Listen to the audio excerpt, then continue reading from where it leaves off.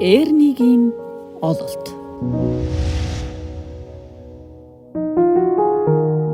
Эрни бол мэргэжлийн зөвлөгч. Гэвч тэрээр твдэг эмгэгтэй болохдоо яахаа мэдэхгүй байлаа.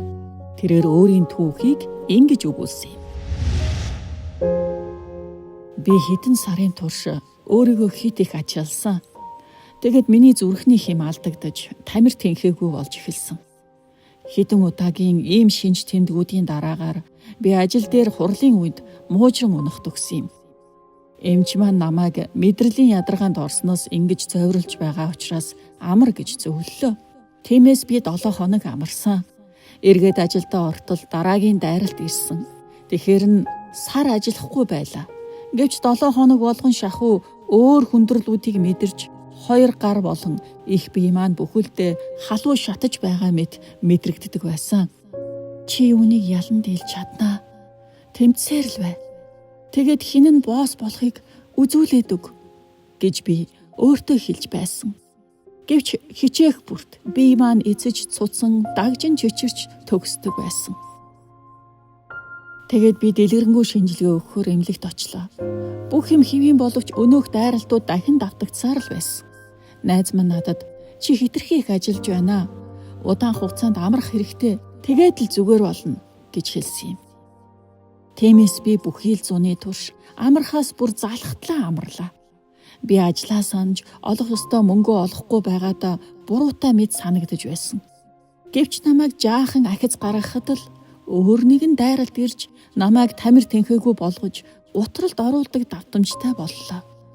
Тэр зун надад 18 дайралт иржээ.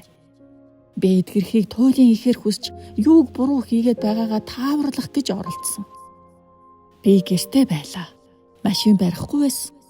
Аяанда би өөр нэгэн дайралт ирэх сэдэлт болчихгүй гэж айн юу ч хийхээс татгалздаг болсон.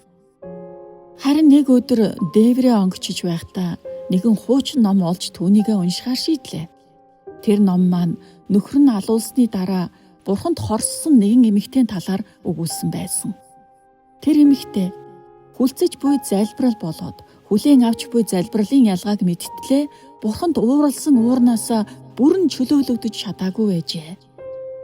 Хүлцэж буй залбирал нь бурханд гоморхож өөрийгөө өрөвдөж байгаа хэрэг юм. Нөгөө дээгүр хүлээн авч буй залбирал нь эзэн миний нөхцөл байдлаас үл хамааран та намайг хайрласаар байдгийг би мэднэ. Тиймээс би энэ бэрхшээлийг үлдсэн бүхий л амьдралын маань туршид байсан ч хүлээн авч байна хэмээн баярлдаг. Энэ түүхийн хариуд би Аава би өөрийн өвчнийг үлдсэн амьдралын маань туршид байсан ч гэсэн хүлээн авч байна гэж залбирсан юм. Харин сүүлийн хэдэн үгийг хэлэхэд хэцүү байсан ч гэсэн тэдгэрийг хэлснээрээ би удаан хугацааны туршид мэдрээгүй амар амгаланг мэдэрсэн юм. Тэгээд дараагийн өдрийн өглөө нь нэг найз маань өөр нэгэн номыг надад зээлдүүллээ. Тэр ном нь твдэх эмэггийн тухай байсан. Миний нөхцөл байдлыг ян тан тайлбарласан байлаа.